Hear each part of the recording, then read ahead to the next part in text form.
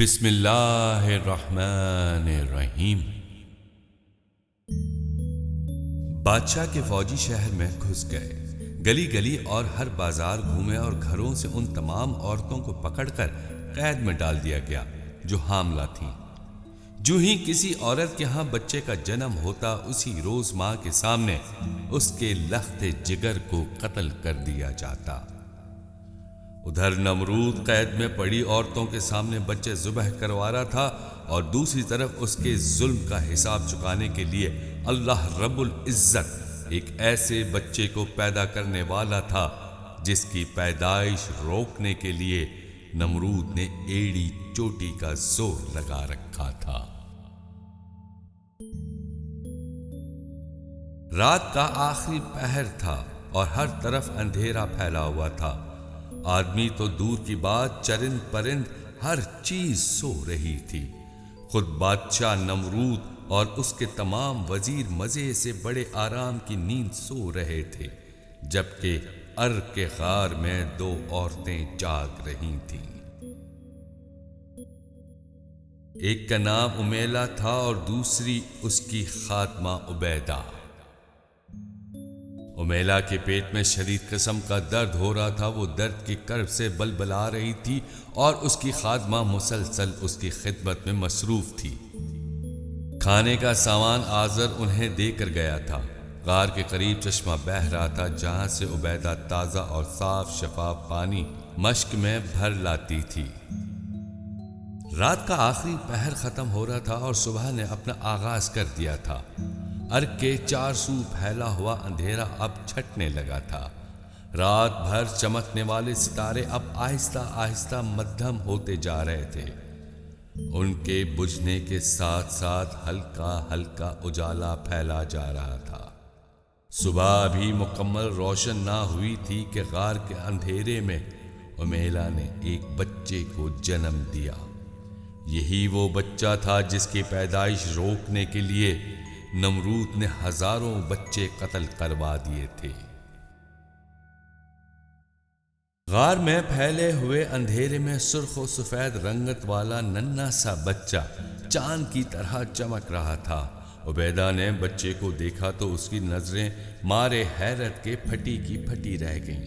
بچہ اتنا خوبصورت تھا کہ وہ یہ کہنے پر مجبور ہو گئیں کہ جیسے چاند پیدا ہوا ہو۔ اب دونوں عورتوں کے لیے خوشی کا سامان مہیا تھا اور دونوں دن بھر اس بچے کے ساتھ کھیلتی رہتی تھیں، اس کے ساتھ محبت بھرے انداز میں باتیں کرتی اور اسے لوریاں دیتی تھیں، اسے ہاتھوں پر اٹھا کر جھولا جھلاتی تھیں۔ خوشی بھرے انداز میں بچے کو کھلاتے کھلاتے امیلہ کے چہرے پر اچانک اداسی چھا جاتی اور وہ پریشان ہو جاتی۔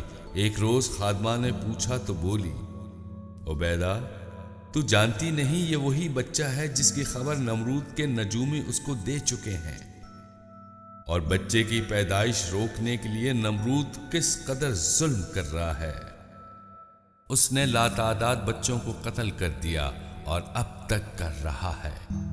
اگر اس کو خبر ہو گئی کہ وہ بچہ پیدا ہو گیا ہے اور وہ کہاں ہے تو وہ میرے لاڈلے کو قتل کر دے گا۔ امیلہ نے خوف بھرے لہجے میں دل میں چھپے ہوئے خدشات ظاہر کیے تو خادمہ نے کہا، مالکن آپ تو خواہ مخواہ پریشان ہو رہی ہیں۔ یہ سوچیں کہ جس قدرت نے نمرود کے مقابلے کے لیے بچے کو پیدا کرنا تھا، اس نے اگر بچے کو پیدا کیا ہے تو پھر وہ ضرور اس کی حفاظت بھی فرمائے گا۔ پھر ذرا تم یہ بھی تو دیکھو کہ ہم ارگ کے اس غار میں کب سے رہ رہے ہیں، ہمیں یہاں کون لایا ہے اور ہمارے اندر یوں تن تنہا رہنے کا حوصلہ کس نے دیا ہے؟ اب اگر اس نے اس بچے کو پیدا کیا ہے تو وہ ضرور اس کو بڑا کر کے نمرود کے مقابلے میں کھڑا کر دے گا۔ عبیدہ کی باتوں نے امیلہ کے دل کو کس قدر اطمینان بخشا، لیکن پریشانی پھر بھی لاحق تھی۔ وہ جانتی تھی کہ اس کا خاوند کس قدر لالچی ہے، اور اگر اس نے خود ہی اپنے بیٹے کی خبر نمرود تک پہنچا دی تو اسی خیال کے آتے ہی اس کے جسم میں خوف کی لہر دوڑ گئی۔ عبیدہ نے پریشان ہو کر پوچھا، مالکن کیا ہوا؟ امیلہ نے عبیدہ کے سوال کا جواب تو نہ دیا، البتہ وہ دل ہی دل میں فیصلہ کرنے کے بعد بولی، عبیدہ اب 1-2 روز میں ہم واپس بابل شہر چلے جائیں گے، لیکن بچے کا کیا ہوگا؟ خادمہ نے حیرانگی کے عالم میں پوچھا، بچہ یہیں غار میں رہے گا؟ مگر ہم بچے کو غار میں اکیلا کیسے چھوڑ سکتے ہیں؟ عبیدہ نے گویا احتجاج کرتے ہوئے کہا کہ وہ نہیں چاہتی تھی کہ چاند جیسے خوبصورت بچے کو یوں تنہا چھوڑ دیا جائے۔ امیلہ نے جواب دیا، عبیدہ ہمیں بابل شہر سے آئے ایک طویل عرصہ گزر چکا ہے۔ ہماری خوش قسمتی یہ ہے کہ اب تک نمرود کے سپاہیوں کو معلوم نہیں ہوا کہ یہ سب کچھ کیا ہو گیا ہے۔ اس سے پہلے کہ ہماری غیر حاضری سے انہیں کوئی شک ہو، ہمیں واپس بابل چلے جانا چاہیے۔ لیکن بچہ، عبیدہ کے ذہن میں ابھی تک بچہ سوار تھا۔ وہ نہیں چاہتی تھی کہ یوں اسے بے یار و مددگار چھوڑ دیا جائے۔